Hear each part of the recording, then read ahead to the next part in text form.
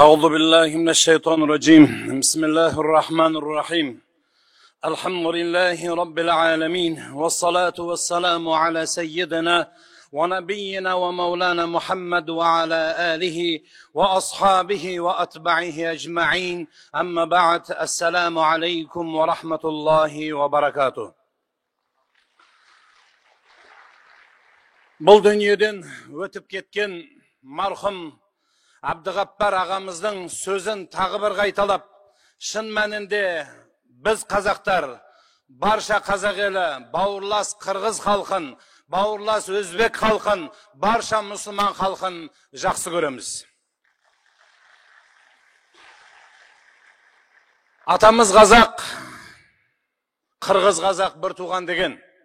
Шын мәнінде осы Ресей Федерациясының үлкен Мәскеу қаласында бүгін осындай Маулудан Нәби өмір не деген тақырыпта үлкен кездесу болып отыр. Расында өмір не? Біз білеміз, жер бетінде ең сұлу, ең әдемі адам ол пайғамбарымыз Мұхаммад саллаллаху алейхи вассалам. Сол жолды ұстаған асхабы кирам сахабалар, таба'a atba'a tabi'indir. Одан кейінгі ұлық имам ұстаздарымыз, имам Азам мазхаббасымыз, имам Азам Абу Ханифа рахимахулла ұстаздарымыз. Содан кейінгі алдымызда жүрген, оған біздің алдымызда өтіп кеткен ұстаздарымыз осы жерде, осы ғимаратты толтырған, Крокус Сити залын толтырған, осы жерге адал тапқан ақшасын төлеп тұрып келген Аллахтың алдында сіздер сұлусыздар барлықтарыңыз. Адамның сұлулығы оның бетіндегі әдемілігімен, бетіне жаққан макияжымен емес, оның сұлулығы жүрегіндегі иман дәрежесімен өлшенеді. Аллах Тааланың алдында бұл дүниеде амалымыз сұлу болып, қияметте де сол сарвар Алланың алдында тұруға Алла баршамызға, абыроймен тұруға Алла нәсіп етсін, ардақты халқым. Өйткені біз бұл дүнияға келген кезде Аллах Таала әл-Мисақта рухымызға мұсылман мені таныдыңдар ма? Мен кіммін деп сұрағанда, сен біздің Раббымызсың деп жауап берген едік. Сол уәдамызға тұрып, бүгін сізбен біз, біз сен біздің Раббымызсың, пайғамбарымыз Мұхаммад саллаллаху алейхи вассалам біздің үмбетінің басшысы деп айтқан куәлігімізді дәлелдеген дейміз. Құрметті ағайындар, біз Аллах Тааланың алдында өмір дегенді қалай түсінеміз? Өмір дегенде әркім әрқалай түсінеді. Енді ұстаздар, профессорлар әртүрлі түсінік береді. Алға жылжу, талпыну, өмір сүру, яки болмаса, Садуақас қажыдан бұл айтқандай, өлімнің антонимі өмір болып табылады. Бірақ Аллах Таала бізге өмір берген екен, Құраны Кәримде «Вала тамутунна» өлмей-ақ қойыңдар.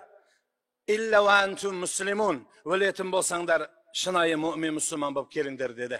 Біздің қолымыздан келмейді екен өлмеу. Бірақ бұл дүниеде келеді мұъмин мұсылман болып өмір сүру. Баршамыздың алдымызда үлгі болып берген Жанаб Расулуллах саллаллаху алейхи вассаламның көрсеткен жолымен өмір сүру осы отырған баршамыздың көзімізді қолымыздан келеді. Біздің өмір екі жолдан тұрады. Біреуі құлшылық, екіншісі тіршілік. Құлшылық пен тіршілік екеуі бір-бірінен ажырамайтын дүния. Өкінішке орай, кейбір адамдар дүния тірлігіне түссе, құлшылығы қалып, яки құлшылыққа кірдім деп, дүнияны ұмытып, әйел бала шағасын ұмытып, немесе семьясын, жанұясын қалдырып, қиыншылық жағдайда қалып бара жатқан адамдарды естіген кезде жүректеріміз ауырады. Неге? Өйткені сізбен біздің мұсылмандар, бастарына ақ тақия, ақ қалпақ киген мұсылмандар басқалардың алдында үлгі болып беруіміз керек. Неге? Өйткені сенің артыңда мұъмин мұсылмандар тұр. Алатаудай асқар қырғыз елі тұр, қазақ халқы тұр. Жаңа осы жерде тұрып консулдың сөйлеген сөзі менің жүрегімді ауыртты. Неге? Осы елге келген bir жасалған қылмыс, bir жасалған жамандық баршамызға сын болады. Баршамызға ауыртпашылық болады. Сенің бауырларың, сенің ағайындарың осыны істеді деп айтады. Сондықтан Аллаға өшшеді ризық табам, берекемді арттырам, жанұямды бағам деп келген сіздер, өкінішке орай сондай нәрселерді сіз бен біз тоқтатуға, ол ұлы күш, ол дин болады. Сондықтан Алла субхана ва таала алхамдулиллах бізді мүмин мұсылман қылып жаратты. Мына тілімізбенен мұсылманмын дегенде охо, көп сөздерді сөйлейміз. Күшті сөздерді сөйлейміз. Арабский сөздерді жаттағанбыз. Машаллах дегенді көп айтатын бір жігіт айтады да, екі сөзінің бірі машаллах екен. Қарап тұрдым да, переводын білесің бе не айтып тұрған дедім. Білмеймін деді. Нағып айтып тұрсын десем, просто жақсы естіледі екен деді, конкретно естіледі деді. Білмесең нағып айтасың. Айтқан сөзге адам амал қылу керек. Қиямет жақындағанда Қалығұл Байұлының айтқан сөзі бар. Адамның аяғы бас болар, басы пәс болар, аңдығаны ас болар, біреудің нәрсесіне қалғанына қызыққанға мәз болар дейді. Сондықтан, ардақты халқым, сіз бен біз мүмин мұсылман болдық па дедік па, сол уәдамызға тұруымыз керек.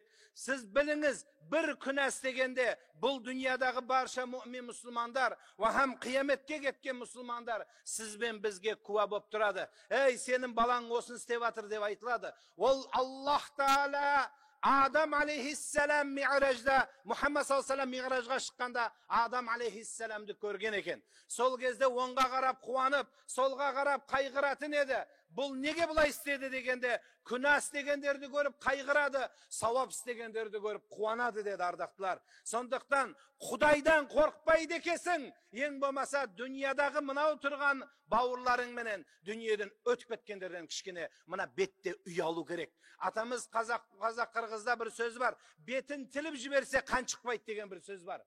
Сол сөздің түбінде ұят тұрады. Сөздің түсінде ар намыс тұрады. Дүния арымның садақасы, малымның садақасы, малым жанымның садақасы деген еліміз біз. Сондықтан сол ар намысты алға қойып мына жерге келдіңіздер. Осы жерден бір пайдалы нәрсе алып, мына жерден талай сөз айтылды, соңына дейін көп деген сөз айтылады. Сол әрбір айтқан сөз жүректеріңізде үлгі болсын. Алла субхана ва таала Құран-ы Кәрімде وَمَا خَلَقْتُ الْجِنَّ وَالْإِنسَ إِلَّا لِيَعْبُدُونِ Мен адамды жараттым, ва хам жинді жараттым, илла тек қана құлшылық ибадат үшін деді. Ибадат фақат қана мешітте, ибадат тек қана Алланың үйінде болмайды. İbadat бардық жерде болады. Біздің сөзімізде, ішімізде, амалымызда, бардық ойымызда еле болады.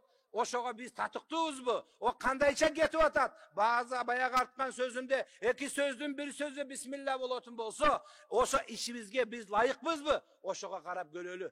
Тиге күзгінің алдында тұрғанда, күзгінің нарқы жағында кім тұрғаны көрініп тұрады. Ошо күзгінің алдында мен Нұрлан болсам, тетігі жақта Ерлан ешқашан болбойды. Ошоға қарап көріш керек. Кім ал? Сен жақшы білесің. Совет вақтында бір кино бар әле. Қазақ фильм киносы түсірген бір кино болған. Ол киноны менің атым Қожа деген кино болған. Сол Қожа киносында бітіп қарап тұрып, айнаға қарап сөйлейді бір бала. Сол анау жақта тұрған кім екенін білесің. Мына бетіміз тіліп жіберсе, кім екенін жақсы білесің. Сөзің мен амалың бір жерде шыға ма, шықпай ма, сол жердегі айнадан көрініп тұрады екен. Сол үшін айнаға қараған кезде Хазрат Айша анамыз радияллаху анха менің бетімді қандай сұлу қылсаң, ішкі дүниямды, ақлағымды сондай сұлу қыл деп сұраған екен. Сондықтан Алла субхана ва таала Құран-ы Кәрімде қысқа ғана Аср сүресіне "Вал асри иннал инсана лафи хуср" Адам уақытпенен ант етеміз заманамен адамдар зиян қылады. Кімдер өздеріне зиян қылады? Зиян қылмайтын 4 адамды Аллах Таала айтып етті. Иман келтіргендер, бір-біріне жақсылық қылғандар, бір-бірін туралыққа шақырып жаманнан қайтарғандар, уахам сабыр қылғандар деді. Осы 4 сифат сізбен бізде бар ма екен? Соған қарап көрейік. Біз сабыр деген бізде келмей жатыр. Мен Қызметім менен түрмеге жиі барам, түрмеге.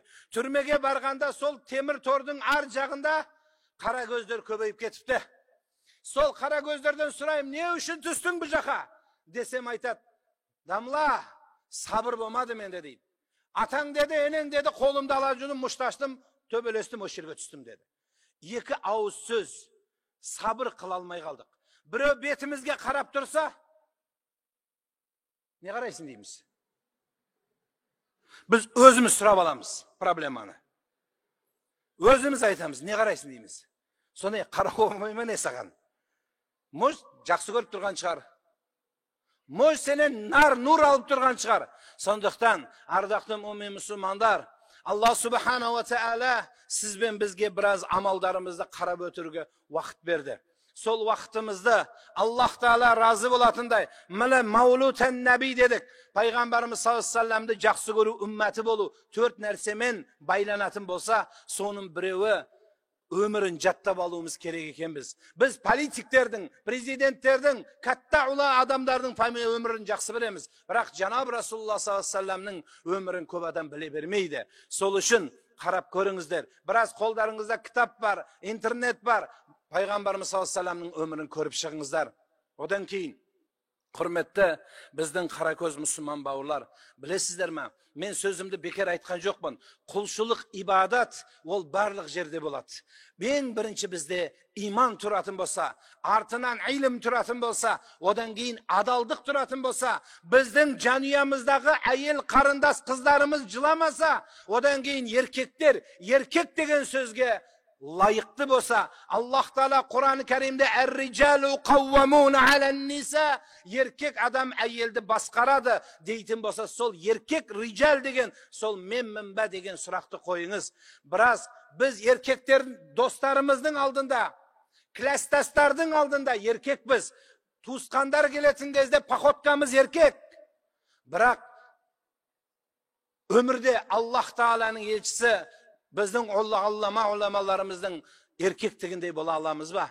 Сондықтан біздің мүмин мұсылмандар үлгі болып беріңіздер. Біздің ақындарымыздан қалған бір сөз бар. Мұсылман болып бір беті, кәпір болып бір беті, өзгеріп кетті бүгінде мұсылманмын дегендердің келбеті деді. Сондықтан рахматлық Чуаққа айтқандай, үйленердің алдында есікті ашқан джентльмен боламыз, үйленіп біткеннен кейін сол, как үйленесің, некеде бітеді сол нәрсе. Сонымен бітеді біздікі. Осы нәрсе мүмин мұсылманның екі жүздігін көрсетпей ма?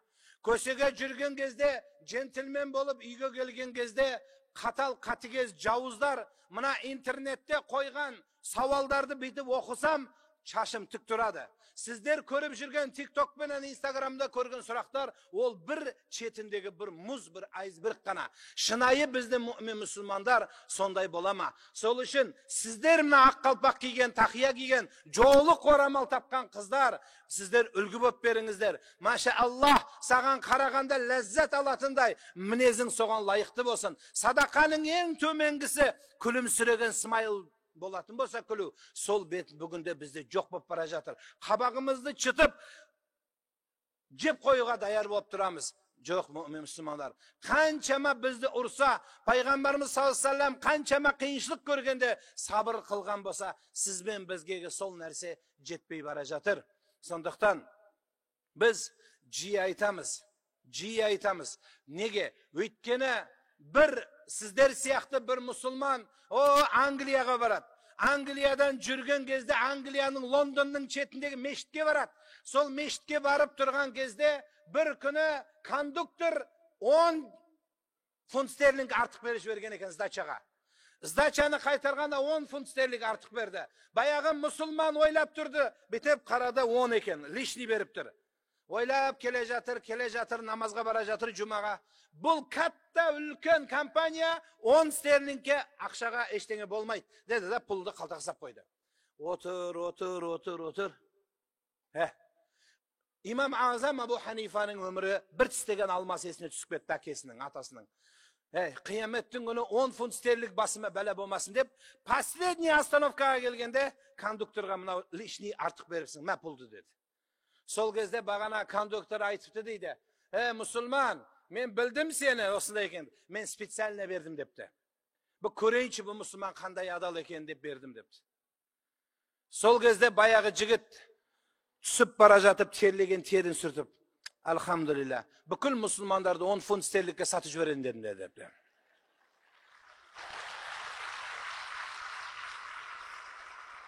Бүкіл мұсылмандар сіздің артыңызда тұр.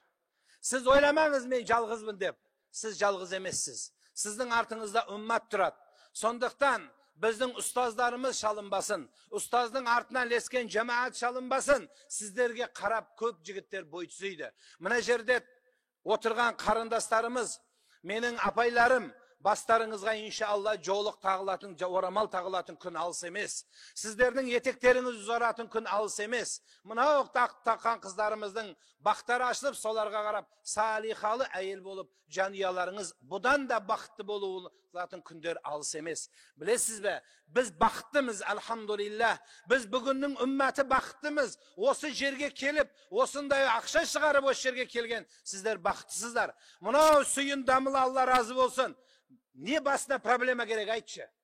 Тып-тыныш өкіл болып отыра берсе осы жерде, мүфтият бұған қыңқ демейді, бір ауыз сөйлемейді, жоқ жүгіріп, бұл елдің басын қосып, осы жерде жасау қаншама жылдан бергі еңбек. Сондықтан соны бағалап, құрметтеп келген сіздерге Аллахым разы болсын. Айтқан едім, біз ажылыққа барамыз Меккеге. Сол Меккеге барған кезімде, қырғыздар көп болғаны қырғызша сөйлеп кетіп отырмын қайта-қайта. Қанша қазақша сөйлейінсен қырғызша кетіп қалады. Қанша қажылыққа барғандарды көреміз. Қажылыққа барып келетті, ресторан тойларда билеп жүреді. Кейде штаны жыртылып кетеді байқұстардың билегенде. Сол билеген ажылар билегенді қою керек. Ажылыққа барып келгеннен минимум бір нәрсе өзгерсін. Рамазан сені өзгерткен жоқ. Ең болмаса осындай әлімдер отыр міне қазір. Осылардың қасында отырғанда бір селфимен емес, сол селфиге қарап ләззат алып өмірді өзгертіңіз. Селфиді ең болмаса қатты әсер беріп тоғыратын жері бар. Ана сотовый телефонның фоновый сүйрегінде қойып қойыңыз бетіне. Бетіп қарағанда ұялып тұрасын. Біз Құранға қарағанда телефонға көп қарайтын болдық. Баяғы ата-енемізді айтып отыр. Ата-енеміздің басын сипағанша телефонның бетін сывайып қылған көп болып баратыр бізде. Ең болмаса бірінші бетіне қойып қойыңызшы бүйтіп. Құдайдан қорқпайсыз, камерадан қорқамыз бәріміз. Сол сияқты бүйтіп қараған кезде ертең кездесіп қалған ұят болады деңіздер. Пайғамбарымыз саллаллаху телефонымызды көрсете алмаймыз. Бір жігітке айттым, телефонды пайғамбарға көрсете аласың ба десем, дамла дейді. Мен пайғамбарға емес, қатыныма көрсете алмаймын телефонды дейді. Ayelime gösteremem deydi. Страшный işinde. İçinde Pentagon'un kodu onda yemez onun. Pentagon'un kodu onda yemez. Sonduktan, hürmetli cemaat, siz sol telefon bizden urulukşumuz oldu. Bu telefon kerek emez, kerek. Bırak bu uru oldu. Ben yakında bir klip gördüm. Bir kız telefonu çoğaltıp alat. Subhanallah sonda cılaydı. Atay ne söyleyip kalsa olay cılamaydı. Mine osınçama bizden basımızın, jastığımızın basında тұрады. Siz ben bizden ata babamızın basında Kur'an turgan ele. Bizde telefon turup kaldı. Bolsun, bolmasın demeyim. Bırak sol telefondu bir vaqtda bulay koyup үйреніңіздер. Bir aksakal avuşka aytatmagan. Kempirim ölüp, balammen söyleseyin desem telefon çıkıydı. Kelinime ne aytam, ol da telefon çıkıydı. Neveremdi jakındatayın desem, ol da telefon çıkıydı. Sodan keyin dalaga çıkıp, özümüz kempirimdi sağınıp söylep tursam, esіктің алдында жүрген Шарик маған келіп құлағын көтеріп тыңдап тұрады дейді. Мына үйдегілерден Шарик жақсы екен ғой дедім дейді. Біз тыңдамай қалдық. Мына тыңдасақ, мына жақтан шығып кетті сөзіміз. Сондықтан, ардақты мүмин мұсылманлар, біздің жүрегімізде иман, ilm, адалдық, шынайылық, отбасылық тұрады. Қазақ, қырғыз халқы, өзбек халқының басында тақиясы 4 қибланым тең болсын деп 4 тарафты тақия доппы болса, сізбен біздің басымыздағы доппымыз домалақ болған. Бұл отбасыны жанұялық көрсетеді. Боз үй сияқты қазақтар киіз үй, қазақ үй деген сияқты домалақ болған.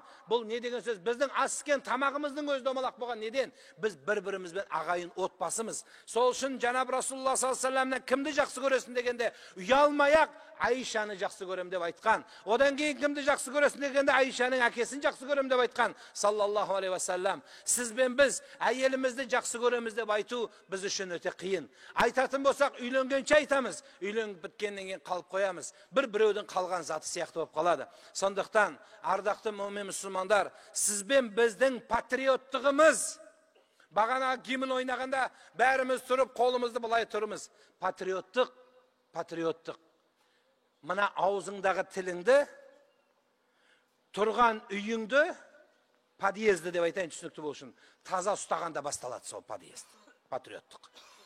Аузыңдағы сөзің таза болмаса, Бұхар Жырау бабамыздың бір сөзі бар. Ділің мұсылман болмаса, тіл мұсылман не керек депті. Сондықтан біз ділімізді мүмин мұсылман қылайық. Шынайы болайық. Allah subhanahu wa ta'ala şınayılıqты жақсы көреді. Қияметтің күнінде амалдарымыз ашылған кезде талайлар нәрседе ашылып кету ықтимал. Сол үшін мына жерлерге алхамдулилля балалардың келіп отырғанына өте қуанып отырмын. Аллах разы болсын баршаларыңызға. Біздің елімізде әртүрлі сенім, наным көбейіп кетті. Сол үшін қаншама қиыншылық болса да үмітімізді артып, бір Аллаға үміттеріңізді жалғап келіп отырсыздар. Алла қабыл қылсын. Қазақтың ұлы ұламасы, уақытында із қалдырған Абай Құнанбайұлы атамыз былай айтады: дүние бір қисық жол бұраңдаған, бақтайса еркекке дүние құралмаған, күніне 99 бәле көрсең дағы күдеріңді үзбе бір Алладан дейді. Сондықтан, қандай қиыншылық болса да, жүрегіңізде иман жалғасын. Бөтен елде жүріп, еңбек ету қиын, өте қиын дүние. Өз отанында жүріп, жұмыс істемегендер өте көп. Бірақ осы жерге келіп еңбек істеген сіздер, еңбектеріңіздің әрбір тапқан тиын рубль копейкасы рублі сіздерге берекетті болсын. Сол тапқан нәрсе тер төгіліп, қымбет еткен адал дүниемен жасап атқан бұл зор еңбекті талап етеді. Сол үшін сіздердің сол тапқан дүниелеріңіз біреудің ақысына кірмеген, біреуді зұлым қылмаған, сол дүнияның ішінен тырмысып келіп, құлшылық ғибадатын ұмытпаған сіздер көркемсіздер Аллахтың алдында. Сол имандарыңыз қуатты болып, сіздерді адалдық қалып кесін. Сөзімді жинақтап, қорытындылап келіп, бүгіннің батыры кім? Біз батырларды көреміз, чемпиондарды, бірақ біліңіздер, жанұясын адал ризық менен талпындырған, жанұясының аузына адал нәсіп, теңге рубль салған, ақша салған, бұл сіздердің Аллахтың алдында да, вахам біздің көзіміздің алдында батырсыздар, шынайы батырсыздар.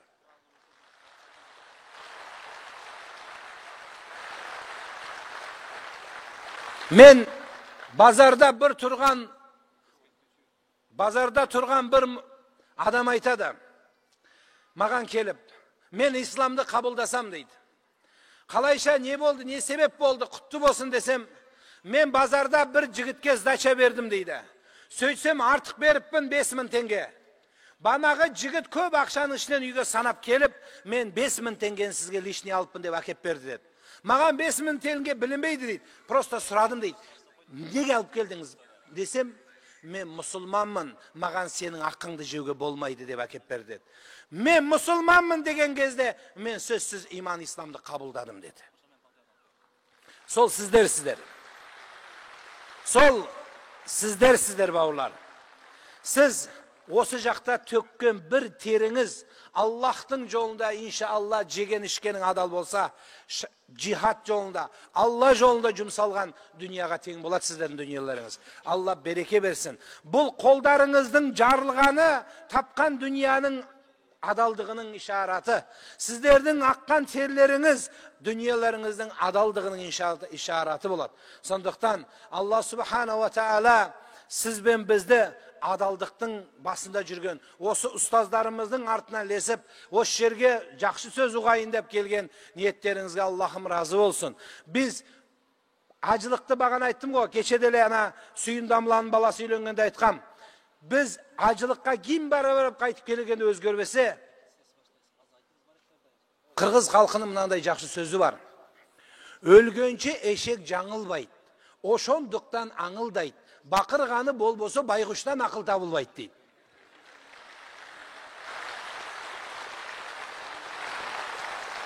Mınau елдің toprağından çıkan, Ресейдің toprağından çıkan Krılov degen ötken. Осы Krılov'tun bir basnyasında bir жақсы okuya geledi. Oşol okuya bulbul menen karganı sözünü aytады. Bulbul talдың üstüne sayrap atsa, karga qaytтай sen uqç, qandayça sayrayım depti. Karga uğup turuptu da aytıptı, жақсы эле sayrayt kesin, biroq eşek деле жақсы sayrayt, oşodan dagı bir sürep al depti. Oşodan çıkan söz bolsa gerek. Sonduktan, urmatlı, aziz, muhtaram bavurlar, sizlerde Kuday жақсы görsün, Allah'ım жақсы görsün. Sol barlıklarınızın, осы жерге basıp gelgen kadamlarınız, 4 adamның butlarının ayağının астына perişteler kanatın töşösü, sonun birevi, oğru adamların gönülün surağa çıkan adam, eki uruskan bavurdu жаңылыш tabıştırgan adam, andan keyin ilim yoluna çıkan adam deydi. Sol ilim yoluna gelgen sizler. Biz, men iman bola tura, azır bir kattu bir nerse aytqım gelip durat. Boş ele güldürüp, жақсы ele, okumuş ele bayan boldu devesten bir kattu söz aytam.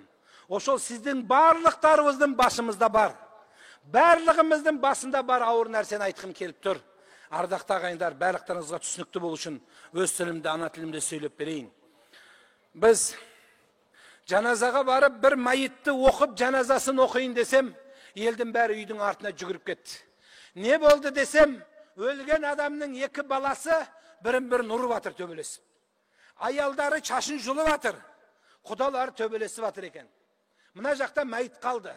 Ne boldu desem, dünya talas bolup batır eken. Hazret Ali radıyallahu anhu aytkan. Köp adamlar dünyanı balların muştastırıp töbelestiriu üçün jinaydı degen eken. Sodan keyin ay dep janazаны çıkardım. 7 günden keyin balası geldi, kişi balası mağan. Damla, imam, hacı, siz bir halis adamsız. Ya ne oldu? Men atamdı men çıkardım. Restorandı men aldım. Sizdi men çakırdım. Barlık çıkındarı men çıkardım. Menin bavurım men ikimiz ahırımızdı gördünüz dedi. Ya ne oldu? Siz halis kılınızçı. Balam, bavurım, akemizden 40'ın sol versin dedi. Oho dedim. 40'ın sol versin dedi. Toxtaşı dedim. Sen cenaza çıkardın, cerledin, rasxot kıldın. Raşöt boldun mu desem, aha raşötpün dedi. Senin bavurun 40'ın beret, raşöt bolama dedim. Raşöt bolat dedi. Onda papalarının cılın memireyin dedim. Öndemey oturdu. Oturdu, turdu ketdi. Problema ne oldu bilesiz ba? Sol ölgen adamның 40'ı 2 balası addelna, tuğuskanları addelna verip, ağayın tuğuskan bölünüp ketdi. Cenab-ı Resulullah sallallahu aleyhi ve sellem cıladı niye üçün? Ümmetim arak içip, adam öldürüp, zina kılıp, haramga barat dep emes. 2 bir bavur, sassık dünya üçün, birinin bağı betin, yüzün biri körmey keteme dep cılagan eken. Sol ahval siz ben bizde bolup bara jatır. Her bir ümmetin fitnesi bolsa, menin ümmetimnin fitnesi mal dünya depti Cenab-ı Resulullah sallallahu aleyhi ve sellem. Sonduktan sizlerдің ömürlerinizдің basında glavnıy nersesi dünya bolmasın eşkaşan. Bulun bäri kaladı. Biz kalıp ketetin nersen emes, alıp ketetin nersege köbrek jakın bolunuzlar. Biz bavurlardың kerek deseniz turgan kezde sol okusun, sol jasasın deydi. Nege? Ötkeni pulun soğan berip edi deydi. Жақсы көріп berip edi deydi. Балаларының ішіне әділеттік болмайды. Біз балаларымыздың ішінде әділеттік қыла алмаймыз. Осы жерде Россияда, Америка Құрама Штаттарында, басқа жақта пул тауып келген бала жақсы болады. Қалған ауылдағы, айылдағы баланы кішкене жақсы көрмейтіндеріңіз бар екен. Оны білеміз. Ол бұрын ата-бабамыздан қалған сөз. Қолында күлчесі бар бала жақсы көрінеді дейді. Бұл нәрсе болмайды бауырлар. Пайғамбарымыз Мұхаммад саллаллаху алейхи ва салламға да бір адам келіп, мен бағымды бердім бір балама, сен шахид бол я Расулулла дегенде, басқа балаңа бір нәрсе бердің бе дегенде, жоқ дегенде, бар деді, мен зұлымға куә болмаймын деді. Сондықтан ата-аналар, ақша тапқан балаңыз ертең ақша таппай қалуы мүмкін. Дүниеден өтіп кетсеңіз, артындағылар төбелесіп таласуы мүмкін. Сол үшін қызматыңыз қалады, тағыңыз қалады, сіз дүниядан ажырап қаласыз бір күні. Бірақ иман, ислам сіз бен біздің ұлы бағымыз. Ата-анамыздың тәрбиесі біздің қазақ, қырғыз халқына 3 сөз жеткен бізге. Осы 3 сөз бүкіл сөзді жинаған. Біріншісі ұят болады, екіншісі жаман болады, үшіншісі обал болады деген сөз болған. Осы 3 сөз жинап, тәрбияны берген біздің балаларымызға. Біз бүгін көп сөздерді айтамыз. Бірақ тапқаны олжа болады, әлхам білгеннің бәрі молла болады деп айтқан екен Мөңкөбей атамыз. Сондықтан сол сөзбен емес, іспенен амал қылайық. Махаббатымыз шынайы болсын. Расулулла саллаллаху алейхи ва салламның қасында ұялмай тұруға, Аллахның алдында амалдарымыз оң тараптан келуін Аллах Таала баршамызға нәсіп етсін. Қазақстан Республикасының атынан барша мұсылмандарға, қазақ елінің атынан сіздерге ассаламу алейкум ва рахматуллахи ва баракатух.